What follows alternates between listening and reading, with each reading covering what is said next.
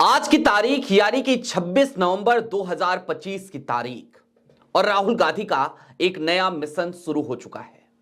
आज की तारीख यानी कि संविधान दिवस भी है और आज देश के सबसे बड़े राजनीतिक सूबे यानी कि उत्तर प्रदेश में कांग्रेस ने एक नया बिगुल फूंक दिया है। इंडिया गठबंधन तो है, समाजवादी पार्टी के साथ अलायंस तो है, लेकिन क्या यह अलायंस वाकई में बरकरार रहेगा? समाजवादी पार्टी जिस वक्त पे कांग्रेस के ऊपर बिहार चुनाव के नतीजों के बाद एक अलग तरीके का दबाव बनाने की कोशिश कर रही थी, उन सब के बीच कांग्रेस ने एक अलग रणनीति निकाल ली है। और दूसरी तरफ अखिलेश यादव की पार्टी, वहां एक नया फरमान जारी हो गया, एक ऐसा फरमान जो बेहद चौंकाता है। और ये खट्टे मीठे रिश्ते हैं ना कांग्रेस और सपा के, आज जरा उन पर खुलकर बात करने की जरूरत इसलिए भी है कि क्या अब कांग्रेस और सपा एकला चलो रे के रास्ते पे निकल पड़े हैं क्या? सारी बातें जरा विस्तार से। नमस्कार, मैं स्वप्निल और आप मुद्दा देख रहे हैं। दोस्तों आगे बढ़े उससे पहले वही छोटी सी अपील। मुद्दा इन दिनों एक गंभीर आर्थिक संकट से जूझ रहा है। एक तरफ हमारे मेन बैंक अकाउंट बीते कई महीनों से फ्रीज चल रहे हैं, तो दूसरी तरफ हमारे 2.5 साल पुराने चैनल को हमसे लंबे समय तक छीन कर रखा गया था। ऐसे में डे टू डे ऑपरेशंस में मुद्दा को काफी मुश्किलों का सामना करना पड़ता है। लिहाजा आपसे अपील है, यदि आप चाहें, यदि आप सक्षम हो, तो छोटी छोटी मदद मुद्दा की जरूर कीजिएगा। इसके लिए आप स्क्रीन पर दिख रहे QR कोड या फिर के नीचे दिख रहे UPI नंबर का इस्तेमाल कर सकते हैं। आज क्या कर रही है कांग्रेस उत्तर प्रदेश में, क्यों आज की तारीख बेहद महत्वपूर्ण है? सबसे पहले आज जरा आपको एक मजे की बात बता देते हैं। संविधान दिवस के दिन कांग्रेस ने एक ऐलान किया था काफी पहले, और आज औपचारिक शुरुआत हो गई। ऐलान यह था कि एक बल्ले की अक्सर बात होती है, BDM का बल्ला, कांग्रेस का एक ऐसा बल्ला जिसके बलबूते कांग्रेस ने इस देश में लंबे समय तक एक छत्र राज किया। आज उसी BDM का जो डी है ना, डी फैक्टर, उसको लेकर कांग्रेस और सपा दोनों अपनी अपनी तरफ से पुरजोर कोशिशें कर रहे हैं। राहुल गांधी की तस्वीरें आज की तारीख में जब भी आती हैं, उनके हाथ में लाल रंग का एक संविधान होता है ना, तो अब वो संविधान इस डी फैक्टर के घर घर तक पहुंचाने की कोशिश में कांग्रेस आज से जुट गई है। यानी कि हम बात कर रहे हैं कांग्रेस द्वारा आयोजित होने वाले उन चौपालों की, जिन चौपालों में दलित वर्ग के बीच कांग्रेस के तमाम नेता संविधान की बात करेंगे। संविधान क्यों जरूरी है, संविधान से उस वर्ग को क्या लाभ है, संविधान ने कैसे उनको आज की तारीख में समानता का अधिकार दिया है, इन तमाम चीजों के लिए जागरूक करने की जिम्मेदारी कांग्रेस ने उठा ली है। लेकिन एक तरफ कांग्रेस ये कर रही है, दूसरी तरफ सपा क्या कर रही है? समाजवादी पार्टी को लेकर एक खबर है आपकी स्क्रीन पर, इस खबर को जरा गौर से देखिएगा।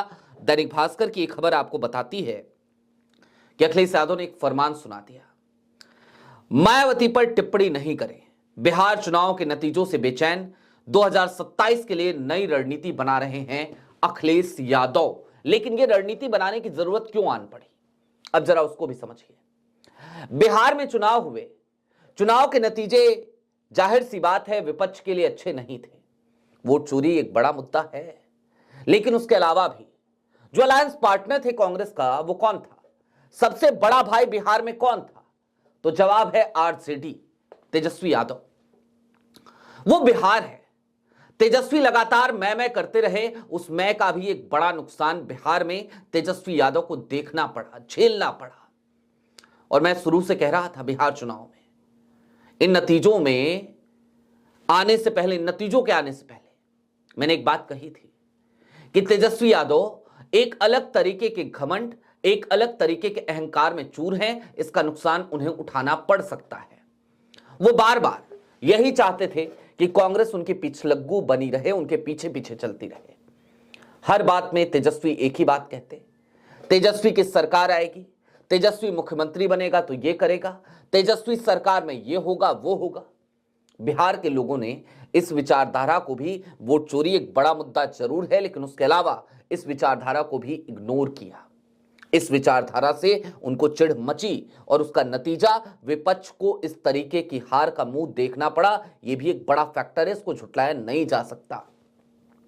एसआईआर निश्चित तौर पे बड़ा मुद्दा है, वोट चोरी निश्चित तौर पे बड़ा मुद्दा है, लेकिन इस बात को आप झुटला नहीं सकते कि तेजस्वी यादव अपने घमंड में चूर थे। अब बिहार में नतीजे आ गए, और बिहार में नतीजे आए उससे पहले से भी, जब सीट शेयरिंग की बात चल रही थी, बन नहीं पा रही थी, चीजें बिगड़ रही थी, तब भी समाजवादी विचारधारा के बहुत सारे लोग अलग तरीके की प्रतिक्रियाएं देने लगे थे। वो कहने लगे थे कि भैया कांग्रेस से अभी से बात करके रखने की जरूरत है। कांग्रेस के ऊपर एक दबाव बनाने की कोशिश शुरू से की जा रही थी उत्तर प्रदेश आगामी चुनावों को लेकर, और अब उस दिशा में समाजवादी पार्टी के कई बड़े नेताओं का बयान सामने आ चुका है। 50 सीटें कांग्रेस को देने की तैयारी चल रही है। 403 विधानसभा वाला उत्तर प्रदेश, वहां पर 50 सीटें। लेकिन मैं आपको कुछ चीजें और दिखाना चाहता हूं, कुछ आंकड़े और समझाना चाहता हूं। ये आंकड़े समझने आपके लिए बहुत ज्यादा जरूरी है। अगर हम आंकड़ों को देखें 2024 के लोकसभा चुनाव को, तो एक बहुत अच्छा पैटर्न दिखता है। कांग्रेस ने पूर्वांचल की वाराणसी, मिर्जापुर, इलाहाबाद, देवरिया, महाराजगंज, बांसगांव लोकसभा सीट गठबंधन में लड़ी थी, जहां बसपा को 1 लाख से भी कम वोट मिले थे। अब आप कहेंगे ये क्या मतलब हुआ, समझिए। पूर्वांचल की ही संत कबीरनगर, मिर्जापुर, भदोही, लालगंज, खोसी, जौनपुर, रॉबर्ट्सगंज, डुमरियागंज, लालगंज, बलिया, मऊ, आजमगढ़, बस्ती जैसी सीटों पर सपा ने चुनाव लड़ा था। वहां बसपा को 1.5 से 2 लाख तक वोट मिले थे। इसका मतलब समझते हैं आप, बड़ी सीधी सी बात है। दलित वर्ग ने महागठबंधन को वोट तो दिया, लेकिन तुलनात्मक रूप से अगर देखा जाए तो उनका भरोसा कांग्रेस पे कहीं ज्यादा था बरक्स समाजवादी पार्टी के। आज की तारीख में भी एक बड़ा फैक्टर है ये डी फैक्टर। अब अखिलेश यादव अभी से ये कह रहे हैं कि मायावती जी के खिलाफ कोई टिप्पणी ना की जाए। मायावती बार बार आपके खिलाफ टिप्पणी करती हैं, उसके बाद भी आपकी पार्टी की तरफ से यह बयान आता है कि मायावती जी के खिलाफ टिप्पणी ना हो, जबकि आपके तमाम नेता कांग्रेस के खिलाफ टिप्पणी कर रहे हैं। उसको लेकर अब तक कोई फरमान नहीं, कोई बयान नहीं। इसके मायने क्या है, अब समझिए इस बात को थोड़ा और विस्तार से। कांग्रेस इस बात को भली भांति तौर पर समझ चुकी है कि उसे अपने अलायंस पार्टनर से अब दबना नहीं है। कांग्रेस चुनाव हारेगी, उत्तर प्रदेश में भी हार जाए, क्या फर्क पड़ता है कांग्रेस को। आज की तारीख में कांग्रेस का फोकस कहीं पर भी ऐसे राज्यों में जहां उसकी जमीन हिली पड़ी है वहां पे चुनाव जीतने की नहीं है। आज की तारीख में कांग्रेस का फोकस अपनी जमीन को वापस पाना है। और अगर आप राजनीति को थोड़ा बहुत भी समझते हैं तो आप एक बात स्वीकार करेंगे, कांग्रेस आज की तारीख में अगर हाशिए पर है तो उसके लिए सबसे ज्यादा जिम्मेदार भारतीय जनता पार्टी नहीं है, ये तमाम क्षेत्रीय दल ही हैं जिन्होंने कांग्रेस के वोट बैंक पर कब्जा किया और बाद में भारतीय जनता पार्टी ने इनके वोट बैंक में सेंधमारी करी। आज की तारीख में कांग्रेस हाशिए पर हो तो भी भाजपा से कहीं ज्यादा हमला हर चुनाव के बाद यही अलायंस पार्टनर्स कर रहे होते हैं। कुल मिलाकर चित्त भी मेरी, पट भी मेरी, अंटा मेरे ताऊ का, वो वाली कहावत ऐसा लगता है जैसे चरितार्थ हो रही हो। लेकिन कांग्रेस ने अब उत्तर प्रदेश में जो आज की तारीख से बिगुल फूका है, जिस तरीके से चौपाल लगाने शुरू किए हैं, इसमें सबसे बड़ी अपडेट एक ये भी है कि राहुल गांधी खुद ऐसे कई चौपालों में शिरकत करेंगे। कम से कम 4-5 चौपाल ऐसे होंगे जहां पर दलित वर्ग के बीच राहुल गांधी खुद पहुंचेंगे उत्तर प्रदेश में, जाकर के वो संविधान को लेकर उस वर्ग को साधने की कोशिश करेंगे, समझाने की कोशिश करेंगे, जागरूक करने की कोशिश करेंगे। और निश्चित तौर पर यह एक बड़ी पहल है और ऐसे में समाजवादी पार्टी को एक झटका लगना तय है। लेकिन फिर भी एक बात और तमाम राजनीतिक पंडित कह रहे हैं, यदि सपा और कांग्रेस का सामंजस्य उनका कोऑर्डिनेशन अच्छे तरीके से बना रहता है तो यह ज्यादा बेहतर होगा, बजाय इसके कि आज की तारीख में जिस तरीके की एक खट्टी मीठी कहानी गढ़ी जा रही है और जिससे नए नए कयास लगने सियासी गलियारों में शुरू हो चुके हैं। हालांकि राहुल और अखिलेश दोनों ही अच्छे रिश्ते निभाते हैं। उत्तर प्रदेश के दोनों लड़के निश्चित तौर पर, यूपी के ये दो लड़के निश्चित तौर पर एक दूसरे के साथ एक अच्छी बॉन्डिंग शेयर करते हैं। अब स्लीपर सेल तो हर तरफ है, क्या कांग्रेस और क्या सपा। सपा के भी बहुत सारे नेता हैं जो अक्सर ही ऐसी बातें कहते हैं जिसको देखकर लगता है कि भाई ये चाहते क्या है, ये भारतीय जनता पार्टी के पेरोल पे तो काम नहीं कर रहे। और रही बात कांग्रेस में, तो कांग्रेस में तो भरमार है, सपा में कम है, कांग्रेस में कहीं ज्यादा है। लिहाजा गठबंधन को तोड़ने की पुरजोर कोशिशें दोनों तरफ से स्लीपर सेल के जरिए की जा रही हैं, यह भी एक सच्चाई है। लेकिन इन सब के बीच कांग्रेस का यह मास्टर स्ट्रोक है जो उसकी जमीन को मजबूत करता हुआ नजर आएगा। हालांकि जितना हम अखिलेश यादव को समझते हैं, उनकी राजनीति को हमने देखा है, वो एक मैच्योर पॉलिटिशियन है। निश्चित तौर पर अखिलेश इस बात को, इन आंकड़ों को भली भांति तौर पर डिकोड कर सकते हैं कि यदि उन्हें इस डी फैक्टर का साथ चाहिए तो उन्हें कांग्रेस को अपने साथ हर हाल में रखना पड़ेगा, क्योंकि ये जो डी फैक्टर है ना, पीडीए कहने से नहीं चलेगा। सच्चाई ये है और ये कड़वी हकीकत है उत्तर प्रदेश की राजनीति की कि समाजवादी पार्टी पर इस डी फैक्टर का भरोसा नहीं है।